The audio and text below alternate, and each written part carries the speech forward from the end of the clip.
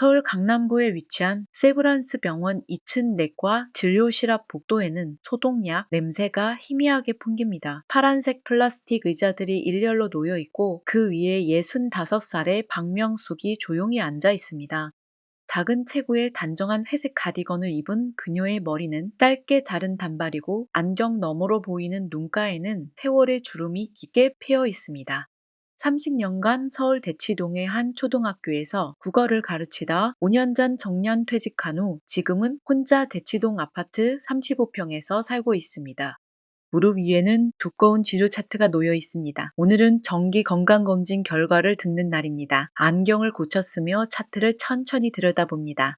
혈압 수치, 혈당 수치, 콜레스테롤 수치, 다행히 큰 이상은 없어 보입니다. 작게 안도의 한숨을 내쉽니다. 머릿속에는 한 가지 생각만 맴돕니다. 민우에게 걱정 끼치지 않아서 다행이라는 것. 38살의 외아들은 건축사무소에서 팀장으로 일하고 있습니다. 혼자 키운 아들입니다. 남편은 아이가 8살 때 폐암으로 세상을 떠났습니다. 그 후 30년 오직 아들만을 위해 살았습니다. 그리고 6개월 전 그가 여자를 만났다고 했을 때 진심으로 기뻤습니다. 드디어 가정을 꾸리는구나. 수진을 처음 만났을 때 좋은 인상을 받았습니다. 밝고 예의 바른 32살 헬스 트레이너, 건강한 미소를 가진 여자였습니다. 그때였습니다. 복도 저편 모퉁이에서 익숙한 목소리가 들려왔습니다. 무심코 고개를 들었습니다. 저 목소리는 수진이 아닐까. 안경을 고쳤으며 소리가 나는 쪽을 바라봤습니다. 모퉁이 너머에서 두 여자의 목소리가 들렸습니다. 한 명은 분명 그녀의 목소리였습니다. 숨을 죽이고 귀를 기울였습니다. 가슴이 두근거리기 시작했습니다. 목소리가 복도를 타고 흘러왔습니다. 언니에게 자랑하듯 말하고 있었습니다. 이래 보여도 할매 강남 아파트 있어. 시세가 25억은 되는 아파트야. 언니로 보이는 여성이 흥분된 목소리로 되물었습니다. 진짜 그럼 완전 대박이네. 손이 떨리기 시작했습니다. 진료 차트를 잡은 손에 힘이 풀렸습니다. 언니가 다시 물었습니다. 시어머니랑 그러다 같이 살아야 되는 거 아니냐고. 그럴 필요 없다고? 결혼하고 길어야 1년이야. 그 순간 모든 것을 이해했습니다. 재산 분할을 노리고 있다는 것을. 목소리는 계속 이어졌습니다. 리누 오빠는 순진해서 조종하기 쉽다고. 눈물만 좀 보이면 뭐든지 다 들어준다고. 폰에서 진료 차트가 바닥으로 떨어졌습니다. 콩, 둔탁한 소리가 복도에 울렸습니다. 모퉁이 너머에서 대화가 멈췄습니다. 두 여자의 발소리가 멀어지는 게 들렸습니다. 벽에 등을 기대고 숨을 몰아쉬었습니다. 가슴이 무너져 내리는 것 같았습니다. 손이 부들부들 떨렸습니다. 눈앞이 캄캄했습니다. 아들이 이용당하고 있었다는 사실이 믿기지 않았습니다. 바닥에 떨어진 진료 차트를 주우려 몸을 숙였습니다. 하지만 손이 너무 떨려서 제대로 잡히지 않았습니다. 2번, 3번 시도 끝에 겨우 차트를 집어들었습니다. 복도 저편에서 두 여자가 완전히 사라졌습니다. 그들을 쫓아가려다 멈췄습니다. 지금 당장 가봤자 부인할 것이 뻔했습니다. 증거가 필요했습니다. 확실한 증거.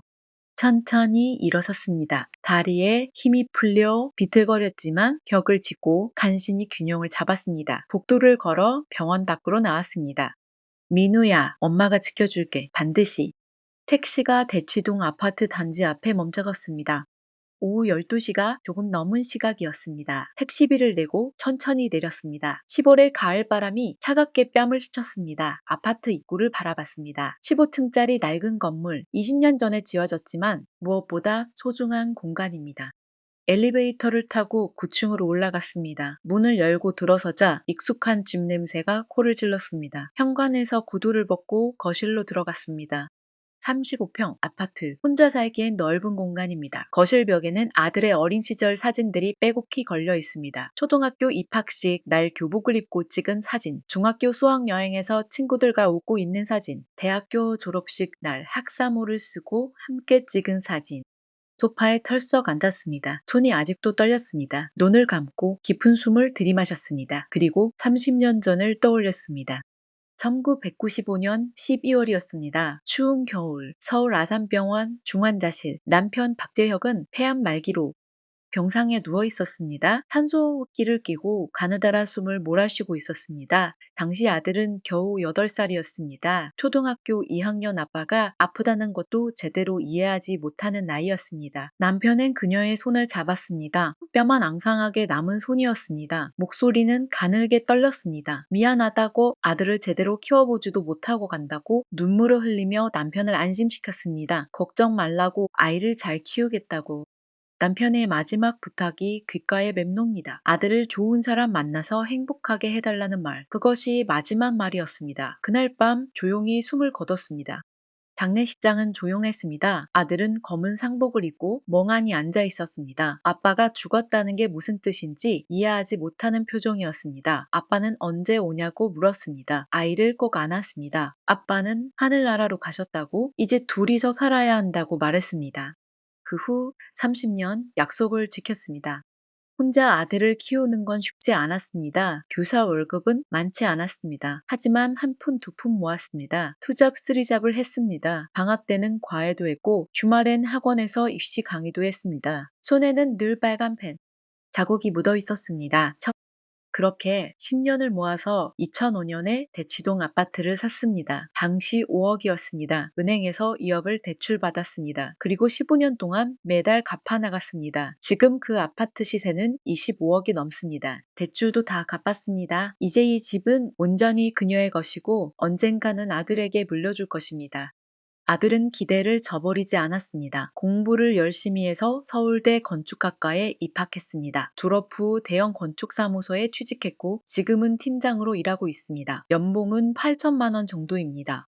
하지만 결혼이 늦었습니다. 38까지 혼자였습니다. 속으로 걱정했습니다. 평생 혼자 사는 건 아닐까. 그러다 6개월 전 여자를 만났다고 했습니다. 목소리는 들떠 있었습니다. 헬스장에서 트레이너로 일하는 사람이라고, 이름은 수진이고 32살이라고 기뻤습니다. 드디어 좋은 사람을 만났구나. 그리고 한 달 후 그녀를 처음 만났을 때 좋은 인상을 받았습니다. 밝고 예의 바르고 건강해 보였습니다. 공손하게 대했습니다. 환하게 웃었습니다. 하지만 오늘 병원에서 들은 대화는 모든 것을 바꿔놓았습니다. 소파에 앉아 고개를 떨구었습니다. 눈물이 주르륵 흘렀습니다. 머릿속에는 한 가지 생각만 맴돕니다. 내가 뭘 해야 하지? 아들한테 말하면 믿을까? 증거도 없는데. 하지만 포기할 수 없었습니다. 30년간 지켜온 아들을 이제 와서 사기꾼에게 빼앗길 수는 없었습니다. 다음날 아침 5시 잠에서 깼습니다. 밤새 뒤척이다가 겨우 2시간 정도 눈을 붙였을 뿐입니다. 어젯밤 병원에서 들은 그 목소리가 귓가에 계속 맴돌았습니다. 민호 오빠는 진짜 순진해. 조종하기 딱 좋아. 침대에서 일어나 거실로 나왔습니다. 창밖은 아직 어두웠습니다. 식탁에 앉아 커피를 한 모금 마셨습니다. 쓴맛이 입안에 퍼졌습니다. 노트북을 켰습니다. 파란 화면이 천천히 떠올랐습니다. 인터넷 검색창을 열고 최수진을 입력했습니다. 수많은 검색 결과가 나왔습니다. 최수진 헬스 트레이너를 추가로 검색했습니다. SNS 계정이 나왔습니다. 인스타그램, 페이스북.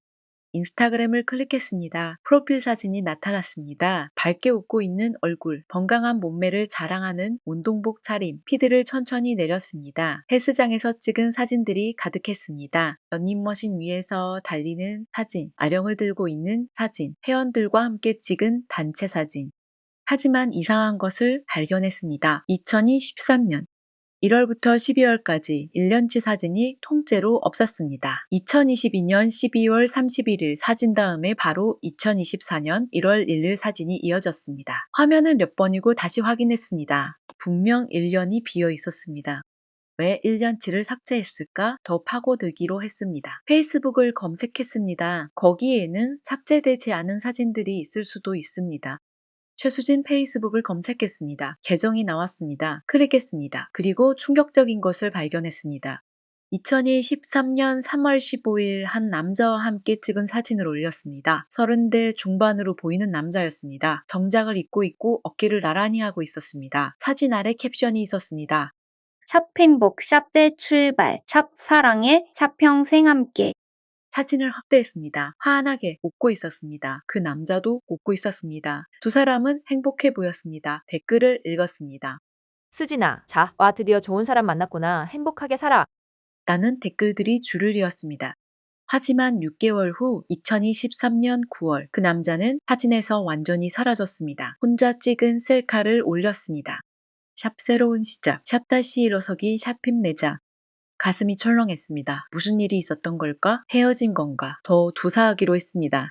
그러다가 한 남자의 프로필을 발견했습니다. 강민석, 나이는 40세, 직업은 내과의사. 프로필 사진에는 병원 가운을 입은 모습이 있었습니다. 페이스북을 들어갔습니다.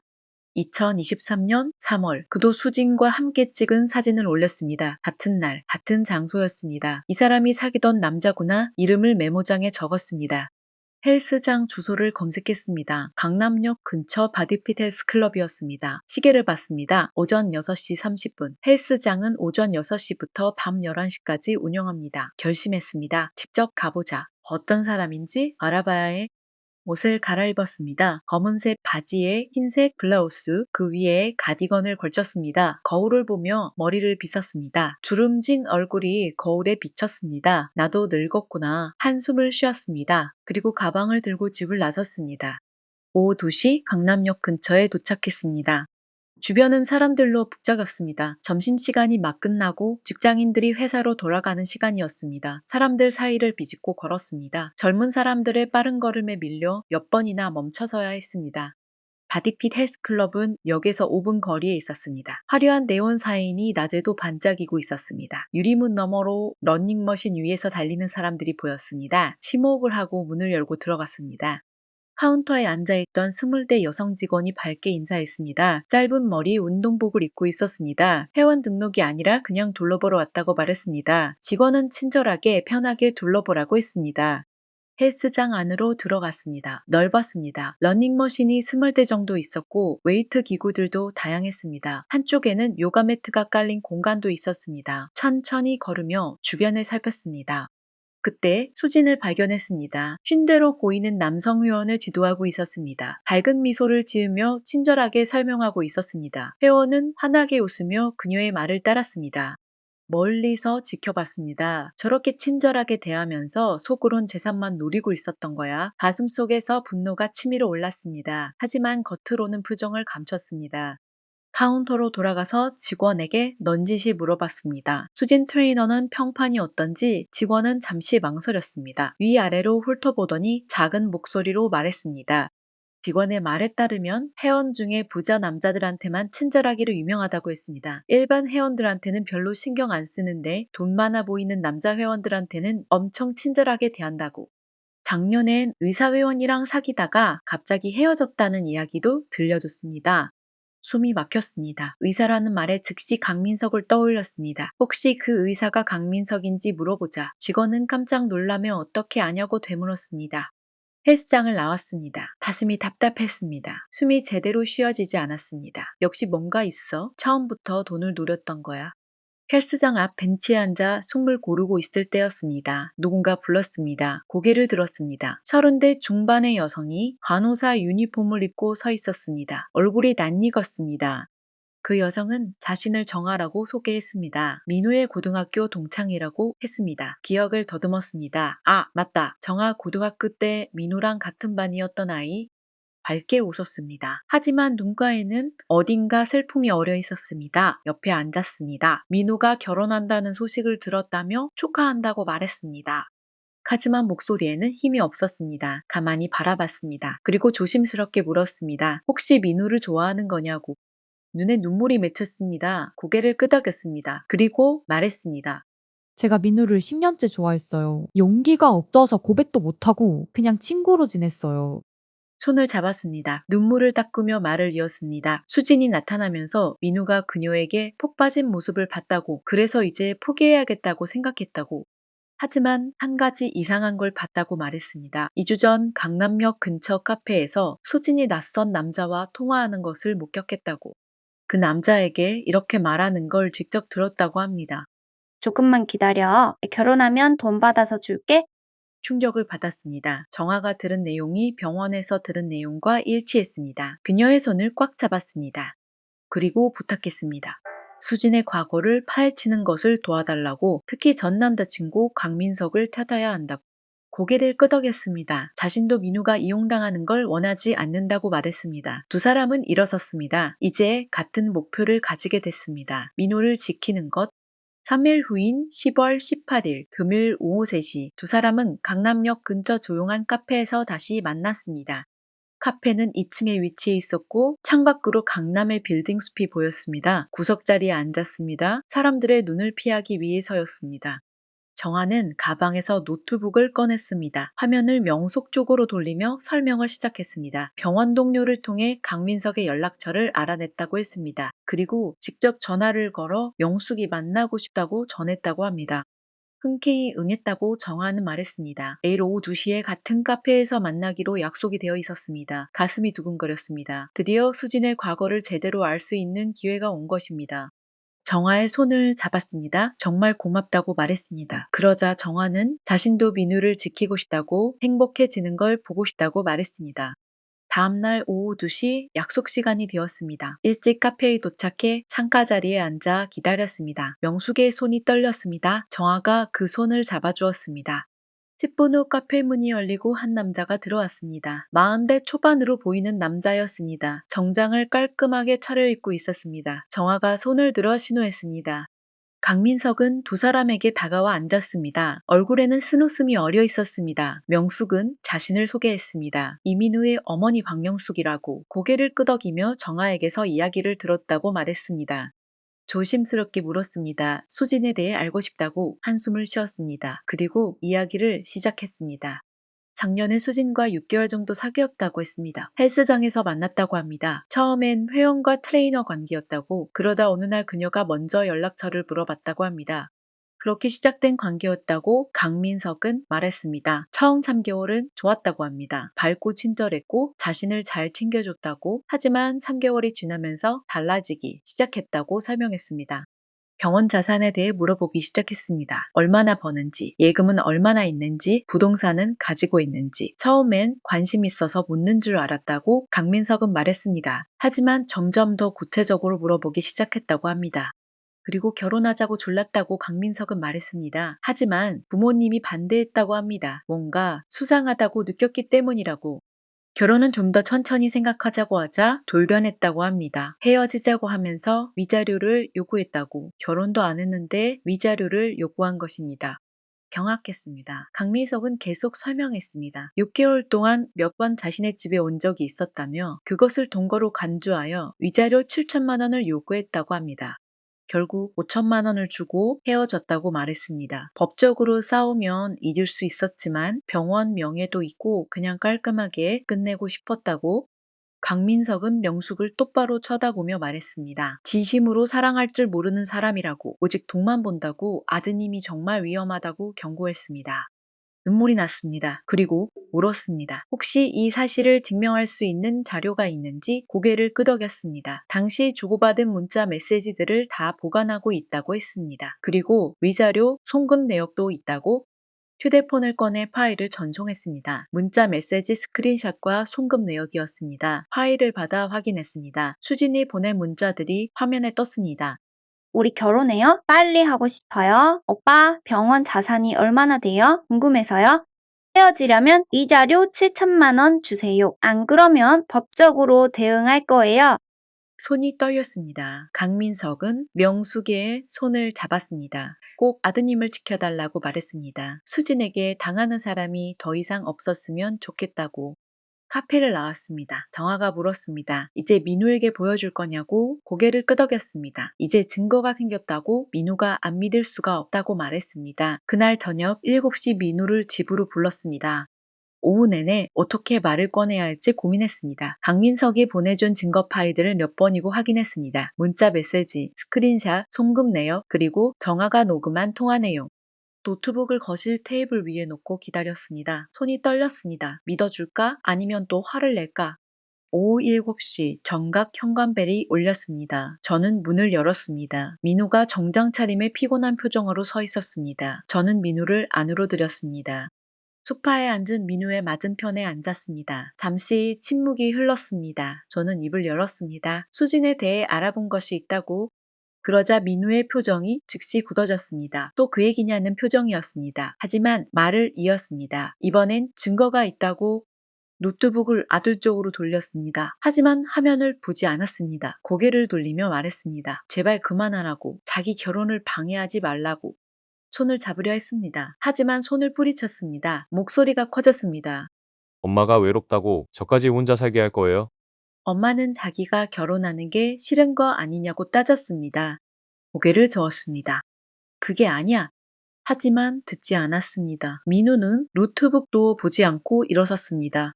저는 다급하게 말했습니다. 수진의 전 남자친구를 만났다고, 위자료 5천만 원을 받아갔다고, 돈만 노리는 사람이라고. 하지만 믿지 않았습니다. 현관으로 걸어갔고 붙잡으려 했지만 금세 뿌리쳐졌습니다. 이제 엄마는 이 일에 간섭하지 마. 난 수진이와 결혼할 거야. 11월 20일에 결혼식을 올릴 거니까. 현관문이 쾅 닫혔습니다. 집안에 그 소리가 울렸습니다. 소파에 주저앉았습니다. 눈물이 주르륵 흘렀습니다. 이제 아들한테 미움받는 엄마가 되는 건가? 하지만 포기할 수 없었습니다. 30년간 지켜온 소중한 아들이었습니다. 이제 와서 잃을 수는 없었습니다. 노트북 화면을 바라봤습니다. 강민석이 보내준 증거들이 그대로 남아 있었습니다. 그 파일들을 USB에 저장했습니다. 언젠가는 보여줄 날이 올 것입니다.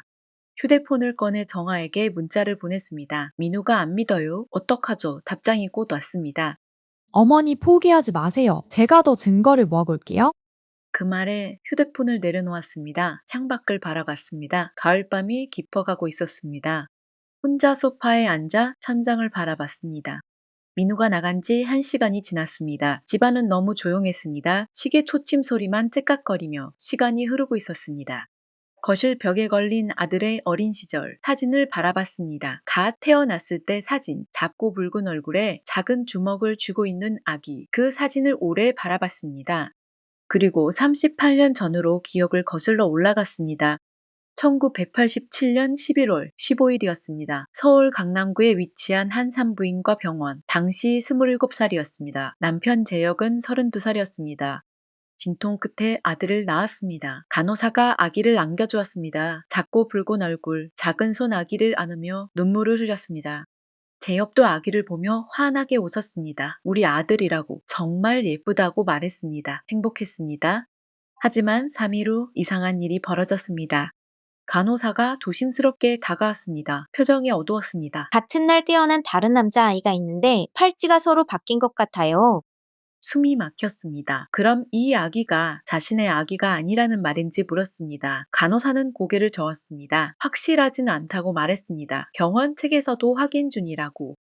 간호사에게 물었습니다. 그럼 어떻게 해야 하냐고 난처한 표정을 지었습니다. 사실 병원 측에서는 조용히 넘어가고 싶어 한다고 말했습니다. 명예 문제도 있고 확실하지도 않다고. 신생아실 유리창 너머를 바라봤습니다. 2명의 남자 아기가 나란히 누워 있었습니다. 둘 다 작고 붉은 얼굴이었습니다. 둘 다 비슷해 보였습니다. 어느 아이가 진짜 자신의 아이인지 알 수 없었습니다. 며칠 동안 신생아실 앞에 서서 두 아기를 번갈아 바라봤습니다. 하지만 구별할 수 없었습니다. 남편 재혁에게도 이 사실을 말할 수 없었습니다. 아들이 태어난 것을 너무 기뻐하고 있었습니다. 그 기쁨을 빼앗을 수 없었습니다.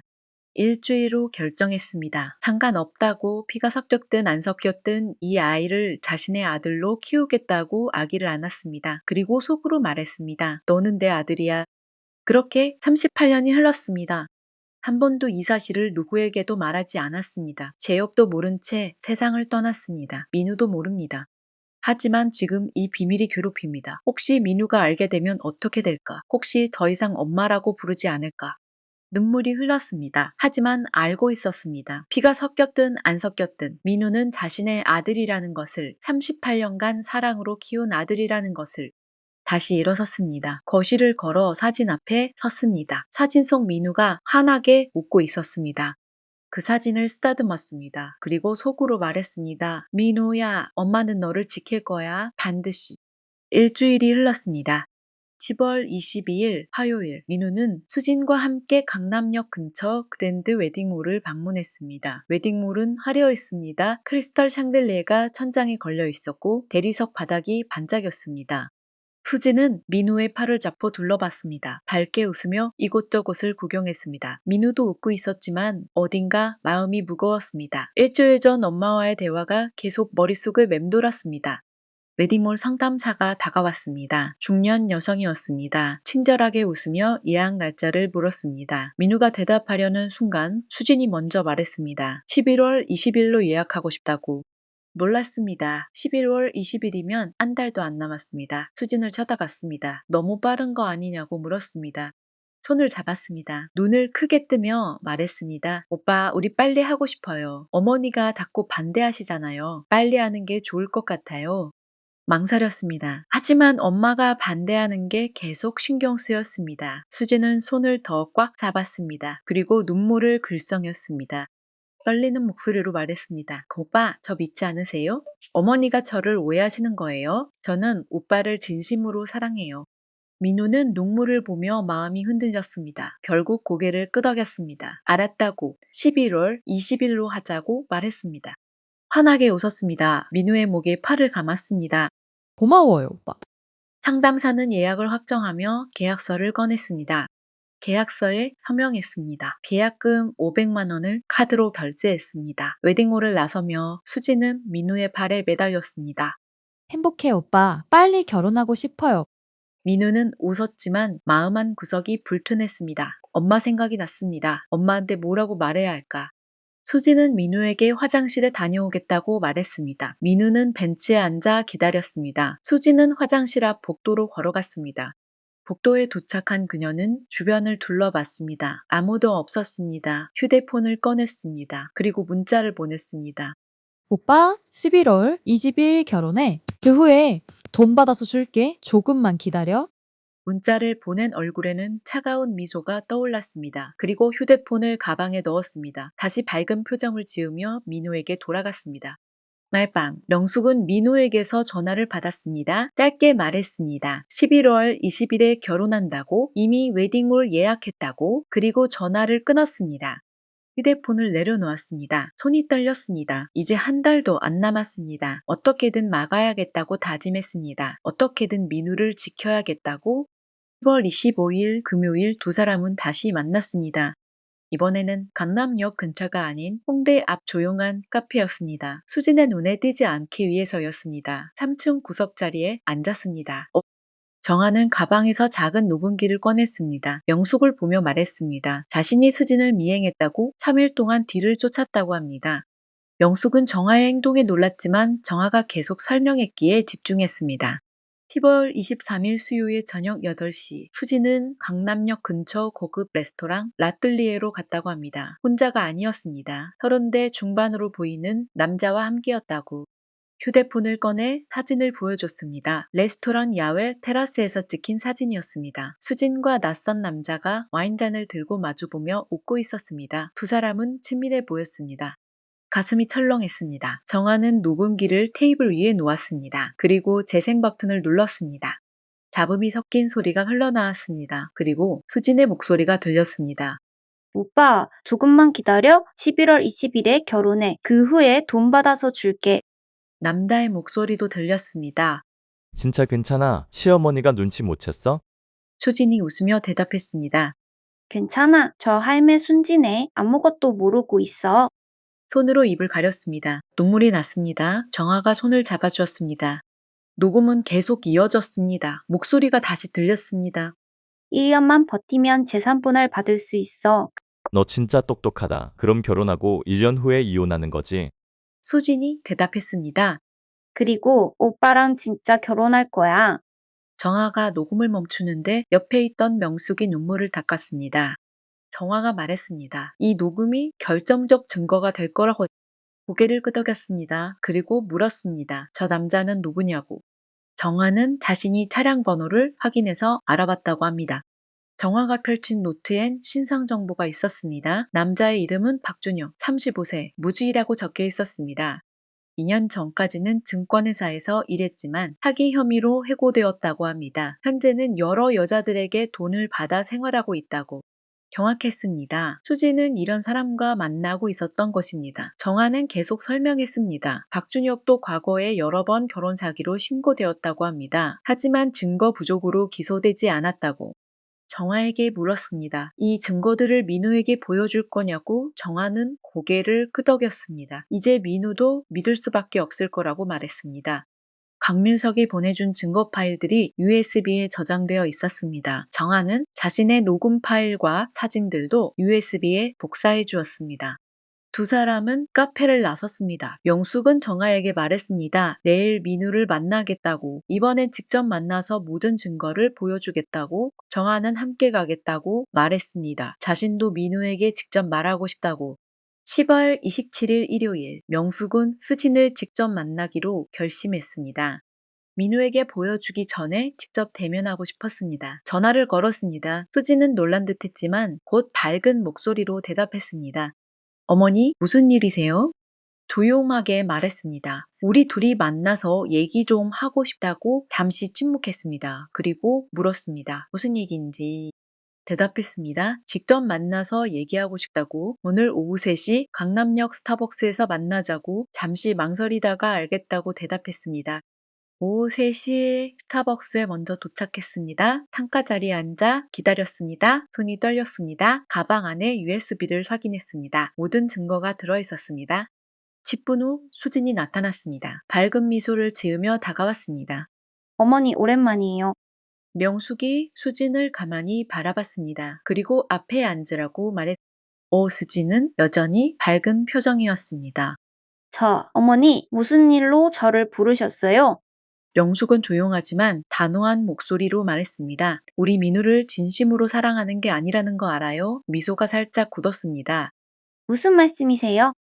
명숙은 가방에서 USB를 꺼내 테이블 위에 놓으며 말했습니다. 이 안에 모든 증거가 있어요. 수진이 USB를 쳐다봤습니다. 잠시 당황하는 표정이 스쳤지만 곧 다시 미소를 지었습니다. 명숙이 차분하게 말했습니다. 강민석 씨를 만났어요. 당신이 위자료 5천만 원 받아간 거 다 알아요. 얼굴이 조금 굳었습니다. 계속 말했습니다. 그리고 당신이 박준혁이라는 남자랑 만나는 것도 알아요. 10월 23일 아틀리에 레스토랑에서 나눈 대화도 다 녹음했어요. 수진의 얼굴에 미소가 완전히 사라졌습니다. 명숙은 냉정하게 말을 이었습니다. 결혼하고 1년만 버티면 재산분할 받을 수 있다고 했죠. 15억짜리 아파트를 노리고 있다고. 잠시 침묵하던 수진의 표정이 바뀌었습니다. 더 이상 밝은 미소가 아니었습니다. 차가운 눈빛이었습니다. 어머니, 요즘 세상에 사랑만으로 결혼하는 사람 없어요. 조건도 중요하잖아요. 명숙이 그 얘기를 듣고 수진을 똑바로 쳐다봤습니다. 그럼 우리 집 재산만 노린 거네요. 수진은 어깨를 으쓱했습니다. 아니에요. 민호 오빠도 좋아해요. 근데 현실적으로 생각하는 게 뭐가 나빠요? 고개를 저었습니다. 당신은 민우를 사랑하는 게 아니에요. 돈을 사랑하는 거죠. 명숙이 일어섰습니다. USB를 집어들며 말했습니다. 이 증거들을 민우에게 보여줄 거예요. 그리고 경찰에도 신고할 거예요. 수진도 일어섰습니다. 하지만 여전히 여유로운 표정이었습니다. 명숙은 흔들리지 않았습니다. 믿게 만들 거예요. 반드시 카페를 나섰습니다. 10월 28일 월요일 저녁 더 이상 버틸 수 없었습니다. 수진과의 대면 이후 밤새 잠을 이루지 못했습니다. 민우에게 모든 증거를 보여줘야 한다는 것은 알고 있었습니다. 하지만 그 전에 38년간 숨겨온 비밀을 고백해야겠다고 결심했습니다. 전화를 걸었습니다. 차갑게 대답했습니다. 일주일 전 싸움 이후 둘 사이는 여전히 서먹했습니다. 떨리는 목소리로 말했습니다. 오늘 꼭 집에 와달라고 정말 중요한 얘기가 있다고. 민우가 한숨을 쉬었습니다. 또 수진 얘기냐고 물었습니다. 아니라고 대답했습니다. 이번엔 다른 얘기라고, 민우 너에 관한 얘기라고 잠시 침묵하다가 알겠다고 말했습니다.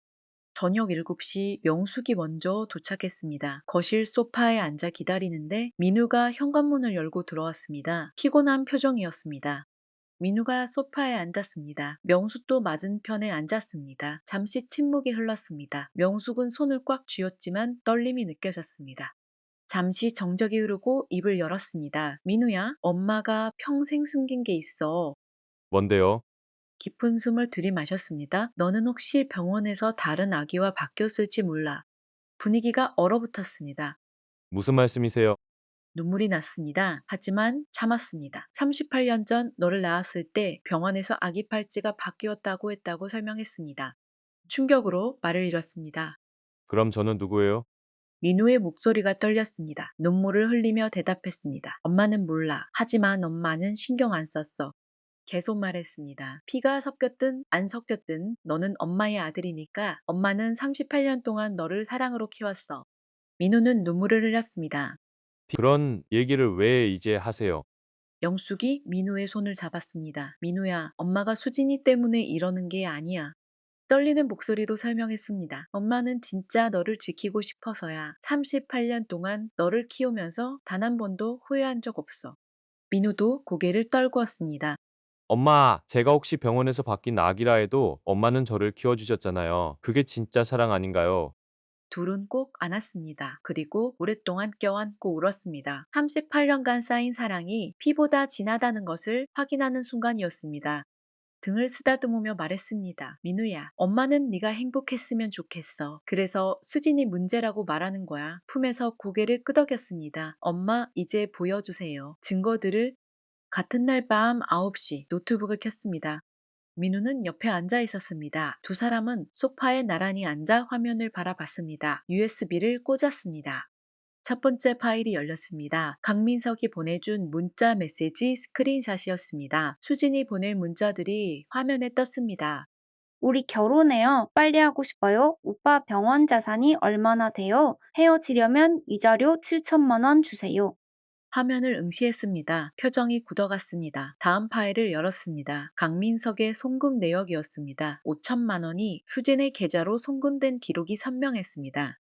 입술을 깨물었습니다. 세 번째 파일을 열었습니다. 정화가 찍은 사진이었습니다. 10월 23일 라뜰리에 레스토랑에서 수진과 박준혁이 함께 있는 사진. 사진을 확대했습니다. 환하게 웃고 있는 두 사람이 보였습니다. 수진이 박준혁의 손을 잡고 있었습니다. 마지막 파일을 열었습니다. 정화가 녹음한 파일이었습니다. 재생 버튼을 눌렀습니다. 목소리가 노트북 스피커를 통해 흘러나왔습니다. 조금만 기다려. 11월 20일에 결혼해. 그 후에 돈 받아서 줄게. 박준혁의 목소리도 들렸습니다. 진짜 괜찮아? 시어머니가 눈치 못 챘어. 수진이 웃으며 대답했습니다. 괜찮아, 저 할매 순진해. 아무것도 모르고 있어. 얼굴이 창백해졌습니다. 녹음은 계속 이어졌습니다. 1년만 버티면 재산 분할 받을 수 있어. 그 할머니 강남 아파트가 25억이래. 노트북을 닫았습니다. 민우가 손으로 얼굴을 가리고 스스로 어깨를 감싸 안았습니다. 민우가 눈물을 흘렸습니다. 엄마, 제가 정말 바보였어요. 아니야, 아들아. 네가 실수했던 거야. 휴대폰을 꺼내 수진에게 전화를 걸었습니다. 밝은 목소리로 대답했습니다. 오빠, 왜 이렇게 늦게 전화해? 수진아, 내일 만나자 할 얘기가 있어. 수진은 잠시 침묵했습니다. 아, 무슨 일이에요? 우리 헤어지자. 수진이 당황한 목소리로 물었습니다. 갑자기 왜 그래요? 내일 직접 만나서 얘기하자. 수진의 전화를 끊고 민우는 명숙을 바라봤습니다. 엄마, 정말 고마워요. 엄마가 아니었으면 저 평생 이용당했을 거예요. 10월 30일 수요일 명숙과 정아는 강남 경찰서를 방문했습니다. 민우와 수진이 헤어진 다음 날이었습니다. 가방에 USB와 모든 증거 자료를 챙겨 넣었습니다. 정아도 함께 갔습니다. 경찰서 2층 사기범죄 전담팀에 도착했습니다. 중년의 형사가 두 사람을 맞이했습니다. 자초지종을 설명했습니다. 수진이 민우에게 접근한 것부터 강민석과의 과거, 박준혁과의 관계까지 형사는 진지하게 들었습니다. 그리고 증거 자료들을 하나씩 검토했습니다. 강민석의 문자 메시지, 송금 내역, 정화의 녹음 파일, 사진들. 고개를 끄덕이며 말했습니다. 일단 조사하겠다고 정식 고소를 접수하고 수진을 조사하겠다고 했습니다. 일주일 후인 11월 1일, 경찰은 수진을 소환했습니다. 경찰서에 출석했습니다. 조사 과정에서 과거가 드러나기 시작했습니다. 최근 3년간 4명의 남성에게 접근했습니다. 첫 번째는 강민석 의사였습니다. 위자료 7천만 원을 받았습니다. 두 번째는 김태우 변호사였습니다. 약혼금 명목으로 3천만 원을 받았습니다. 세 번째는 이준호 사업가였습니다. 생활비 명목으로 3천만 원을 받았습니다. 그리고 네 번째가 민우였습니다. 총 피해액은 1억 원이 넘었습니다. 경찰은 다른 피해자들도 찾아냈습니다. 강민석, 김태우, 이준호 모두 경찰에 진술했습니다. 수지는 결혼 사기 및 사기 혐의로 구속 기소되었습니다. 2025년 11월 15일 재판이 열렸습니다. 서울중앙지방법원 410 7호 법정이었습니다. 명숙과 민우, 정아가 방청석에 앉아 있었습니다. 입장했습니다. 수갑을 찬 모습이었습니다. 예전의 밝은 미소는 사라지고 초췌한 얼굴이었습니다. 재판장이 물었습니다. 피고인은 왜 이런 범행을 저질렀습니까? 빚이 많았어요. 생활비도 필요했고요. 검사가 질문했습니다. 피해자들에게 진심으로 사랑한다고 말하지 않았습니까? 고개를 떨구었습니다. 거짓말이었어요. 피해자들의 진술이 이어졌습니다. 강민섭, 김태우, 이준호가 차례로 증언했습니다. 민우도 증인석에 섰습니다. 떨리는 목소리로 말했습니다. 저는 수진을 진심으로 사랑했습니다. 하지만 수진은 저를 이용했습니다. 재판은 3시간 동안 진행되었습니다. 재판장은 판결을 선고했습니다. 피고인 최수진에게 징역 2년 6개월을 선고합니다. 명숙은 안도의 한숨을 쉬었습니다. 민우는 명숙의 손을 잡았습니다. 재판 다음 날인 12월 16일 민우가 집을 찾아왔습니다. 오후 2시쯤이었습니다. 거실에서 차를 마시고 있었습니다. 현관벨이 울렸습니다. 문을 열었습니다. 민우가 서 있었습니다. 꽃다발을 들고 있었습니다. 흰색 장미였습니다. 명숙이 가장 좋아하는 꽃이었습니다. 거실로 들어온 그는 앞에 섰습니다. 그리고 천천히 무릎을 꿇었습니다. 명숙이 놀라며 일으키려 했습니다. 하지만 민우가 고개를 숙인 채 말했습니다. 목소리가 떨렸습니다. 엄마, 제가 정말 어리석었어요. 엄마 말씀을 들었어야 했는데 민우는 눈물을 흘렸습니다. 엄마한테 화내고 엄마를 의심했어요. 명숙은 민우를 일으켜 세웠습니다. 그리고 소파에 앉혔습니다. 명숙은 민우의 흐르는 눈물을 닦아주며 손을 잡았습니다. 그리고 조용하게 말했습니다. 괜찮아, 아들아. 엄마가 지켜줬으니까.